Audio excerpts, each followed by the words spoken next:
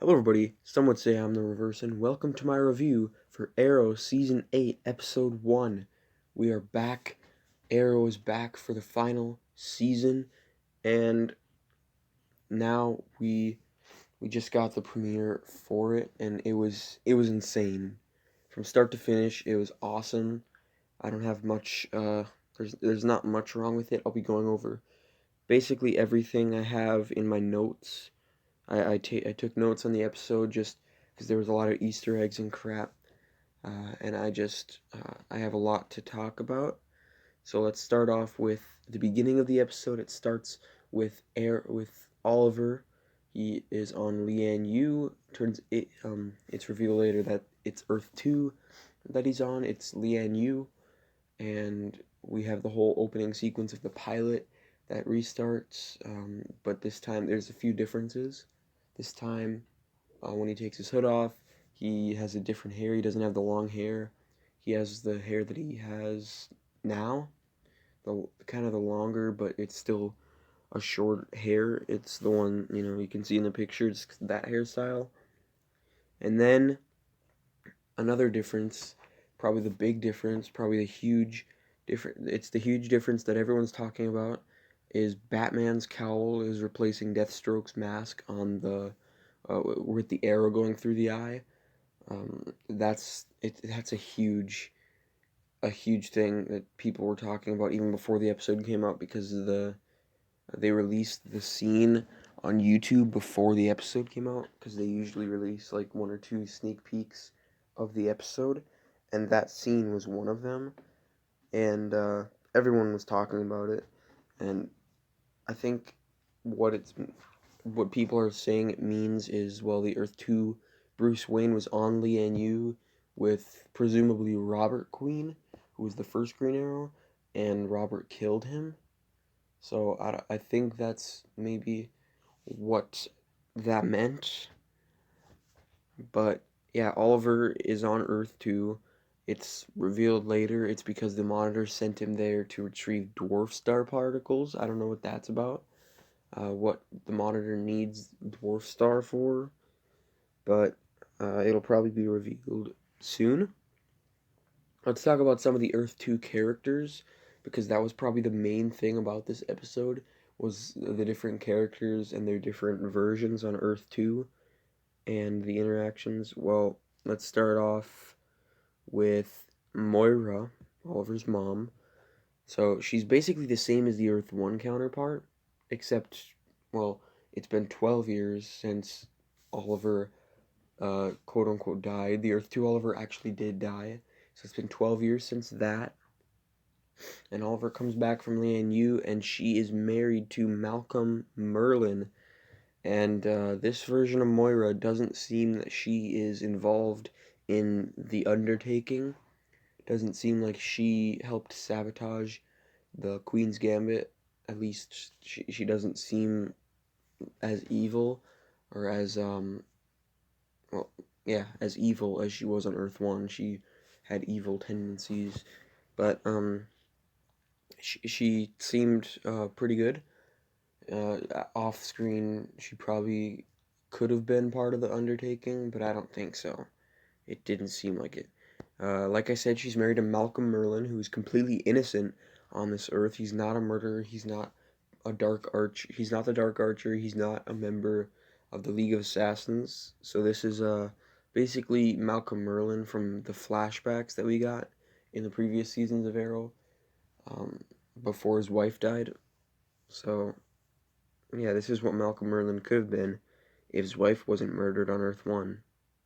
Next, we got Tommy, who is alive. He's rocking a new beard. And, well, the big thing is, he is the Dark Archer. In the comic books, he was the Dark Archer, not Malcolm. Malcolm was just the magician. But Tommy is the Dark Archer now. And, he's cool. I don't like him as much as the Earth 1 Dark Archer. But his motivation is that Thea overdosed a few years back, and he blames the Glades for it, so he wants to destroy the Glades, just like Malcolm Merlin wanted to destroy the Glades in Season 1. As most people know, this is basically a love letter to Arrow Season 1, which is evident in so many ways. Not only just this, but there's like multiple different scenarios that they took straight from season one. What else? We got John Diggle, who is from Earth 1. He came to Earth 2, and I really like the way they introduced John. He came to the door just like he did in Arrow Season 1, and Moira said, "This is your new bodyguard."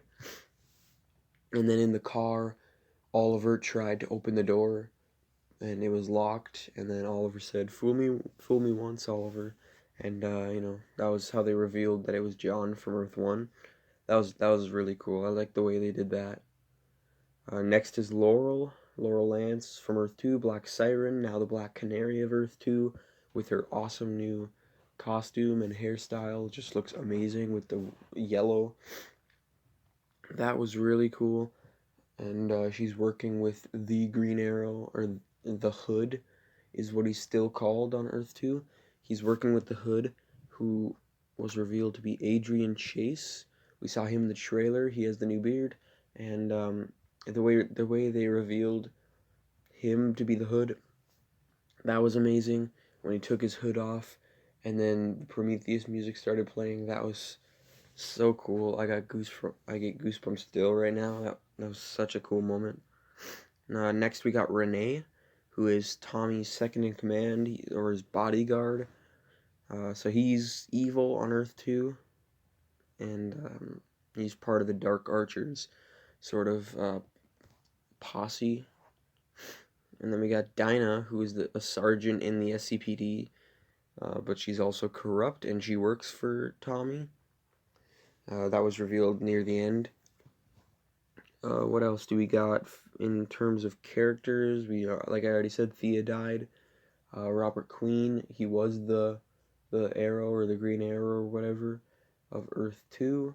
We already know that from Flash Season 2. When they went to Earth 2, it was revealed on the TV, and I don't know if he's dead or not now, but they didn't really mention him, and he wasn't in the episode, so like I said earlier, many nods to Season 1. Not only was the Dark Archer in this episode, and not only was the undertaking part of his plan, but Oliver getting kidnapped by the Dark Archer and hanging from the chains with the water dripping down in the same building that was used in Season 1. That was a really cool scene. And then, it was basically the same choreography. When he went up, he dropped, and the pipe opened up, and then he used the chain to take out those guys. That was just like Season 1. What else? The undertaking, like I said, and then the Hood versus the Dark Archer, the final fight on the rooftop. Although I saw a few people online saying it was a bit anticlimactic. Well, I mean, it was just a fight in the first episode. I didn't expect it to be too much. It wasn't a crazy fight. It was really awesome though, because it was almost identical to Season 1's fight. But it ends differently. Obviously, they have the exploding arrow. That was the main part of that fight. That was really, it was just taken straight from Season 1. When Oliver shoots the arrow, the Dark Archer catches it and explodes in his face. That was from Season 1. That was a cool moment. But it didn't end the same way as it did in Season 1. In Season 1, Oliver stabbed himself to kill Malcolm, or to quote-unquote kill Malcolm. Didn't really kill him, but in this episode, he didn't kill Tommy. Actually, he basically turned him, and Tommy shut down the machine, which was cool. Sorry, I'm really tired. I don't have a lot of time to record this. What else? I think there was only a few plot lines in this episode. The main storyline with Oliver and Earth 2 and all that, and then there was the flash forwards back on Earth 1, which followed Connor, Mia, Zoe, and William, and them basically after the wall exploded in the finale last season, and the flash forwards were actually good this episode, surprisingly, because I really didn't like them last season. Most people didn't like them last season. I really hope they don't go forward the um, with the spin-off about the flash forwards, unless it's like this episode. If it's like this episode, I'd honestly watch it, but if it was anything like last season, I wouldn't. But this episode introduced John Jr. or JJ as the new Deathstroke. I really like his suit, and I really like his rivalry, or it teases a rivalry between him and the characters from Flash Forwards. I hope we'll get to see more of that, so uh, it actually means something by the end of the season.